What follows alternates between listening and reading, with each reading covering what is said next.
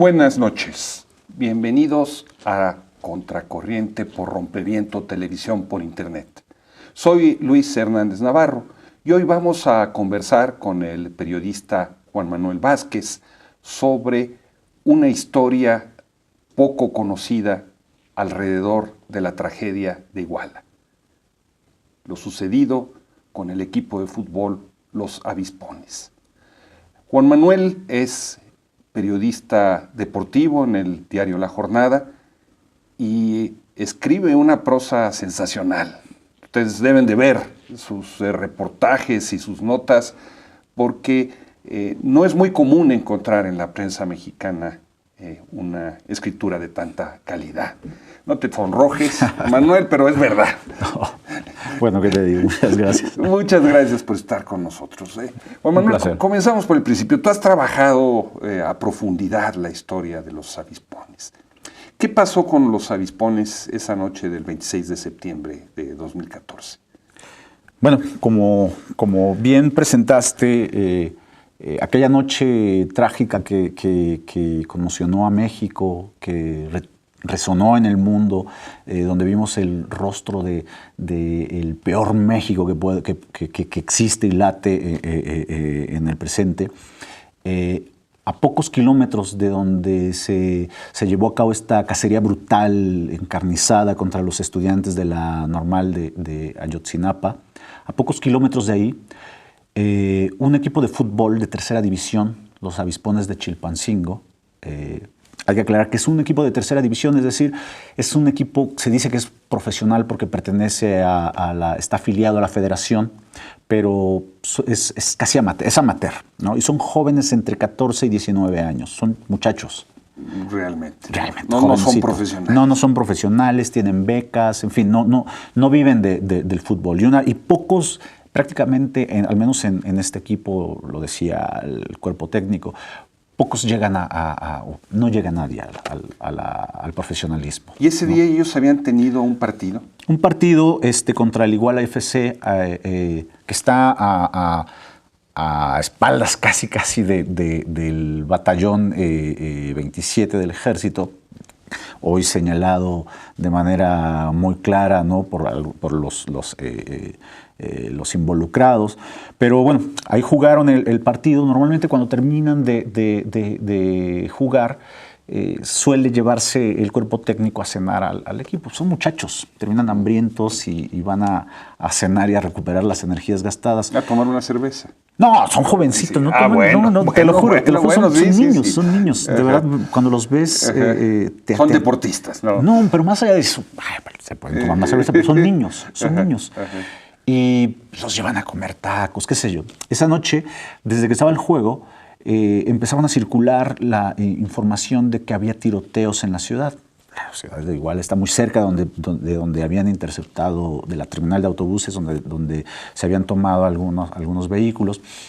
Y decidió el cuerpo técnico salir cuanto antes. Los papás de algunos de los muchachos habían acompañado al equipo. Salieron de la zona rumbo a Chilpancingo. ¿Ganaron o perdieron el partido? Ganaron. No recuerdo ahora el marcador. Creo que 3-1, ¿no? Sí, 3-1, exactamente. Mira, sabes más que yo. No, porque te he leído. Sí, habían ganado. Se retiraron, querían llegar cuanto antes a Chilpancingo a cenar, pero son, calculo, 4 o 5 kilómetros de donde estaban, en Chilpancingo, de Iguala a la desviación a Santa Teresa, donde encontraron un retén, ¿no? Un retén de la policía, del ejército, de Mira, en un pistoleros. primer momento, cuando hice el primer acercamiento, el primer trabajo de campo con el equipo, me decían que no habían visto, ¿no?, que los chicos iban viendo sus celulares y que solo habían visto gente vestida de negro. Hoy hay gente que estuvo ahí presente que asegura que eran policías, ¿no?, policías municipales. Policías municipales. Sí. Y en el retén los detuvieron. Todos pensaron había gente dentro que pensaron que los detenían porque los confundían con estudiantes de la Normal. pero cuando se identificaron, de pronto empezaron a ser balaceados, ¿no? Recibieron ráfagas directas al vehículo. De hecho, quien habla, el preparador físico, es el quien dice: somos el equipo de los avispones. Recibe un tiro en la cara, ¿no? Un tiro cerca del ojo, y empiezan a tirotearlos, ¿no? En medio de la noche, en medio no hay nada, ¿no? En ese entonces, yo fui en diciembre, que estaba todo limpio, pero a unos metros se pierden varias hectáreas donde estaba sembrado de milpa, de maíz, y se pierde hacia los cerros. Entonces, en medio de la nada, fueron tiroteados. Gritaron en repetidas ocasiones que se trataba del equipo de tercera división de los avispones, y solo recibían ráfagas. Ellos calcularon, entre las distintas versiones, que fueron al menos 13 tiroteos, ¿no? Que hacían sus respectivas pausas y luego volvían a cargar contra ellos. E incluso hay chicos que recuerdan risas. No sé si sea parte de la manera como se recrean esa noche espeluznante, pero algunos recuerdan risas, otros recuerdan los gritos, los insultos. Cuando empezaron a tirotear, el automóvil quiso como orillarse y se terminó yendo un vado. De la carretera, en el acotamiento, son unos 3 metros, ¿no? El autobús se fue ahí y terminó, digamos, encallado frente a un árbol. Ahí habían disparado contra él. Los policías no dijeron nada, no argumentaron nada, simple y sencillamente Dispararon, no dijeron nada. ¿Y ellos, el autobús con los muchachos, habían ya tenido algún incidente previo a la salida de Hoy hay datos que no aparecieron en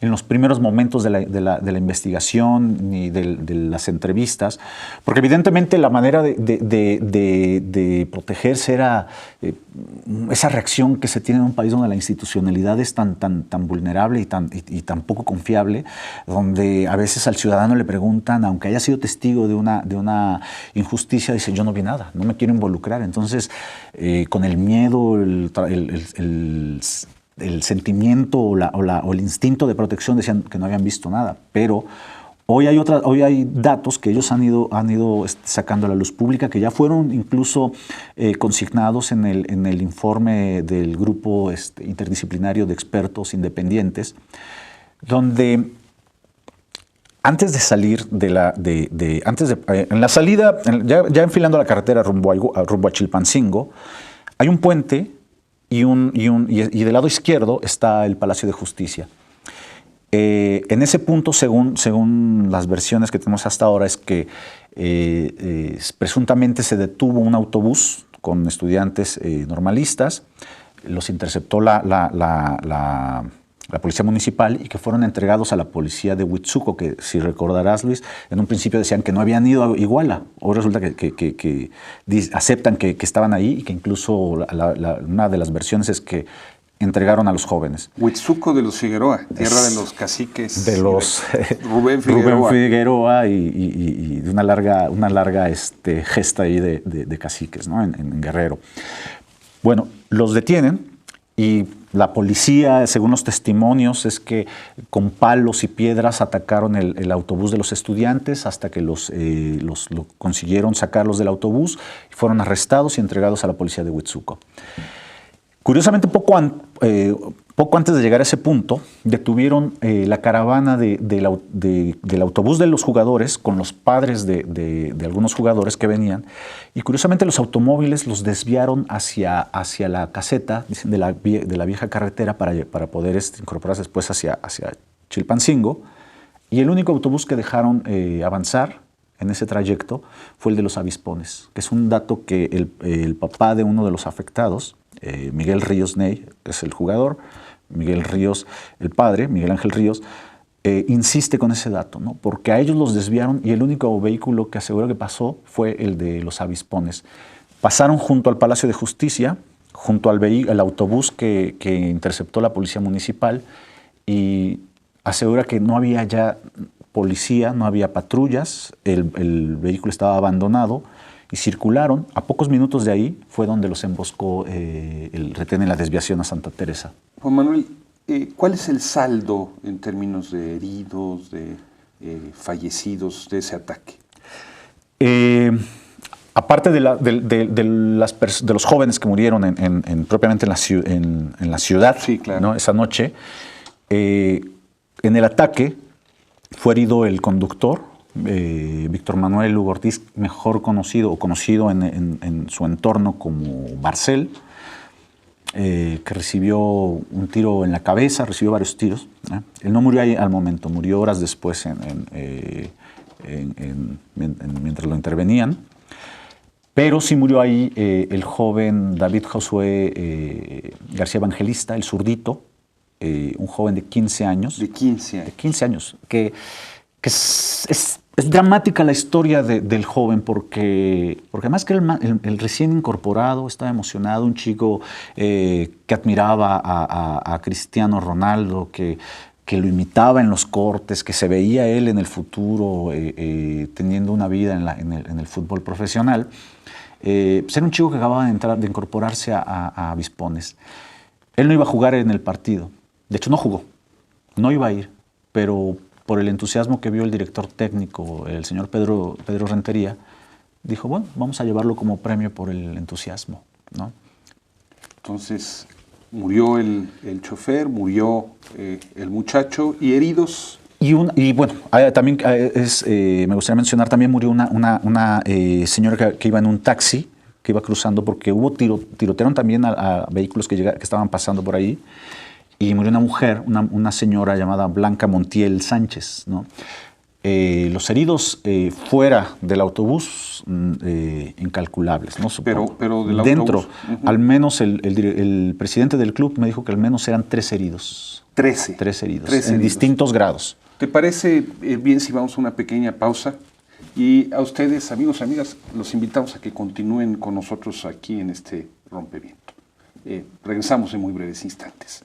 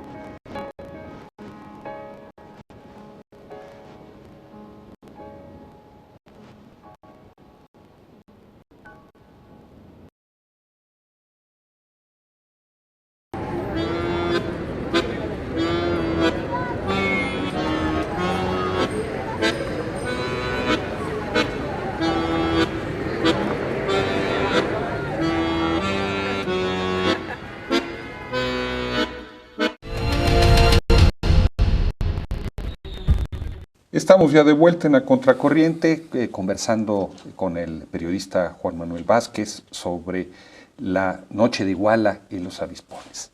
Nos decías antes del corte, Juan Manuel, que hay un saldo en total de 6 muertos, ¿no? Sí. En esa noche, Sí. 2 de ellos relacionados directamente con el ataque a los Avispones y 13 heridos. Sí. ¿Qué sucedió después del ataque? ¿Alguien los auxilió? ¿Tuvieron apoyo de alguna policía.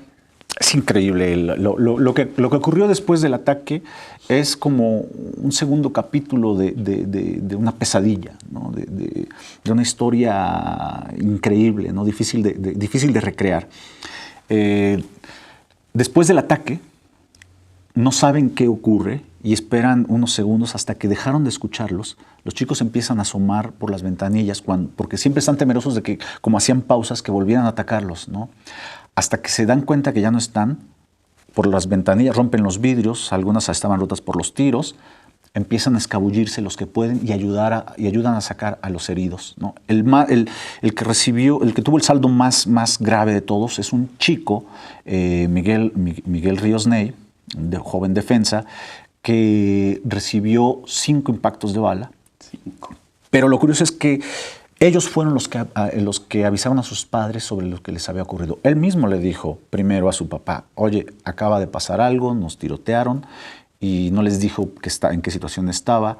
Él mismo no se daba cuenta hasta que saltó del autobús y cayó, se dio cuenta que estaba lleno de sangre y que estaba en una situación mal. Los que pudieron se arrastraron tras el alambre de púas y se metieron entre la milpa y se perdieron en la noche porque estaban seguros que iban a volver a rematarlos. Los que no, como el director técnico Pedro Rentería, como el propio preparador físico, como Miguel Ríos, quedaron tendidos ahí en el acotamiento. Los primeros que llegaron, según estas versiones, fueron la Policía Federal, pero la Policía Federal no les dio ningún apoyo. El responsable de la Policía Federal en aquel momento dijo que porque no podían intervenir, dieron algunos argumentos de índole meramente jurídico-administrativa. O sea, con muertos, gentes desangrándose o gente a punto de morir. Sí, no es mi jurisdicción, no pertenece a no está en mis competencias, ¿no? Y el padre de Miguel Ríos se regresó de inmediato, dio vuelta y volvió, encontró a su hijo tirado, él lo recuerda con una rabia, dice, mi hijo estaba lloviendo. Esa lluvia que Murillo Karam que aseguró que era imposible de confirmar, pues los jóvenes la recuerdan mucho, ¿no? De manera muy insistente, la noche que se iluminaba por relámpagos, de una manera casi teatral, por decirlo de algún modo, y la lluvia. Entonces encontró a su hijo pues mojado, tirado a un costado de la carretera con los federales, pidió ayuda y uno de sus grandes reclamos es que la misma Policía Federal y los ministeriales que estaban ahí, dice, le negaron la ayuda, que incluso cuando él dijo, bueno, yo me llevo a mi hijo a Iguala, que era lo más cercano, lo cargó y en medio, pues es un lodazal ahí al lado de la carretera, lo levantó, trastabilló, y quiso hacer un descanso en el cofre de la patrulla de la Policía Federal, y uno de los federales le dijo, ni se te ocurra ponerlo ahí, ni se te ocurra. Ni eso. Ni se te ocurra porque lo iba a llenar de sangre, ¿no? Lo subió a su camioneta y mientras todos huían de Iguala, porque Iguala era una pesadilla, era una sucursal del infierno esa noche, mientras eso ocurría, él enfiló hacia Iguala. En Iguala consiguió traspasar otro retén de policías municipales, hizo una serie de visitas a hospitales para que su hijo fuera atendido. ¿Y lo atendieron? En todo lo rechazaban porque no querían recibirlo por heridas de bala, porque no había personal médico. El muchacho desangrándose. El muchacho ya estaba inconsciente, se había desmayado por la pérdida de sangre. Se cruzó con el ejército, hoy lo dice de manera muy firme y muy clara, que en más de una ocasión vio camiones del ejército circulando en Iguala. Y hasta el séptimo hospital que fue, creo que sí, clínica, hospital, que lo atendieron porque casi le rogaron. No había especialistas y le hablaban a los especialistas y nadie quería estar esa noche fuera en Iguala. ¡Qué tragedia! Han pasado 2 años, Juan Manuel. ¿Qué es de los muchachos ahora? ¿Qué es de sus padres? ¿Han sido apoyados? ¿Ha habido justicia? ¿Ha habido verdad en ese caso específico? Pues mira, en 2 años ha cambiado la configuración, tanto como grupos, se constituyeron como una asociación civil, fundamentalmente para reclamar justicia, ¿no? El principal reclamo del grupo de padres de los jóvenes jugadores de avispones es justicia, reparación del daño. Algunos están reclamando, como el padre de Miguel Ríos, que se le repare también pues los gastos que, según me contó recientemente, alcanzan aproximadamente los 500,000 pesos, ¿no? Solo ha recuperado el 50% de esto, ¿no? Pero el principal reclamo es justicia. Hace un año, cuando se cumplió el primer año, había como un énfasis combativo, como un énfasis de reclamo ciudadano ante un hecho atroz y del que ellos eran víctimas, ¿no? Había una postura muy clara de lo que estaban exigiendo a las distintas instancias del gobierno. Hoy día lo que se nota es un cansancio. La mamá del zurdito ayer mismo me decía que se siente agotada, se siente absolutamente desanimada, siente que incluso ya no tiene caso seguir haciendo los reclamos porque mi hijo está muerto, nada, eso es irreversible y las autoridades no han hecho nada. Están exactamente igual o peor que cuando inició la averiguación. Y eso es una situación general con todos los heridos. Con todos, el hartazgo, el cansancio, incluso piensan que esa ha sido la estrategia, ¿no? Es decir, dar paliativos para no resolver las demandas centrales de justicia, los reclamos centrales, y hacer que se agoten, que se vaya desgastando, y parece que está funcionando en algún caso. Y esos muchachos, sus padres, ¿cómo piensan esa agresión? ¿Qué explicación, si es que le dan alguna, ofrecen?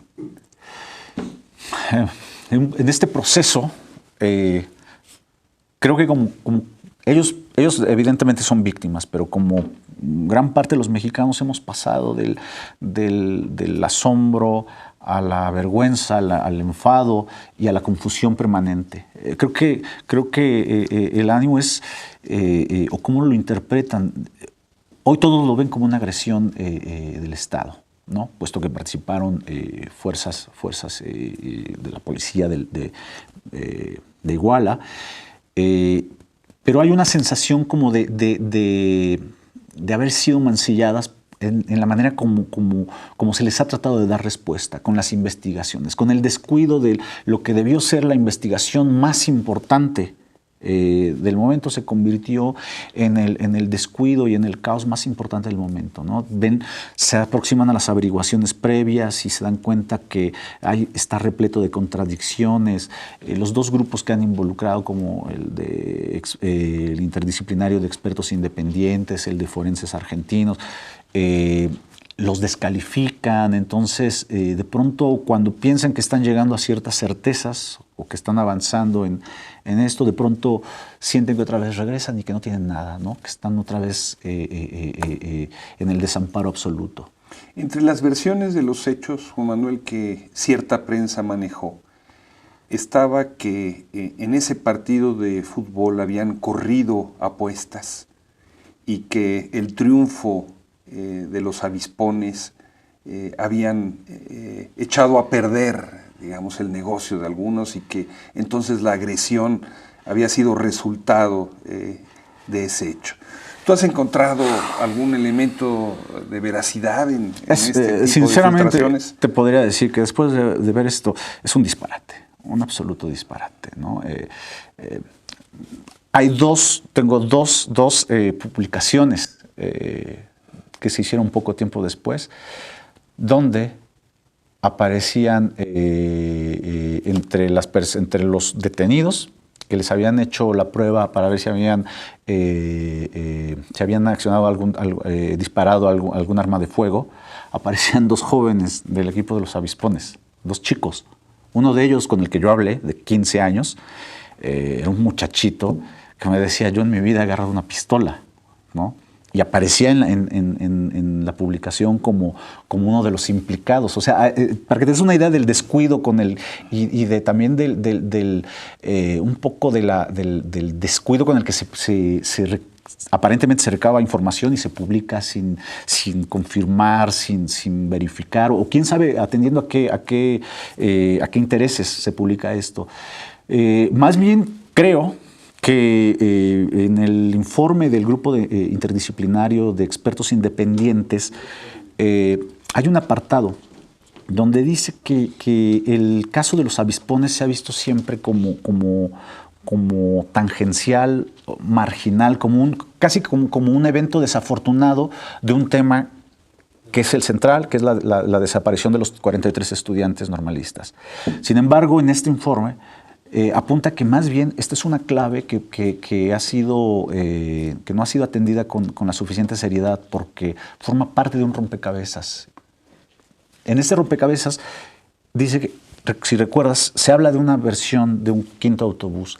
La hazaña con la que fue emboscado y con la que fue atacado pudiera ser tomada en cuenta al menos como un elemento de investigación y de atención que pudo haber sido confundido con este quinto autobús. Y en un minuto, porque ya nos cayó la guillotina del tiempo, para el equipo de fútbol, la tragedia, ¿qué significó?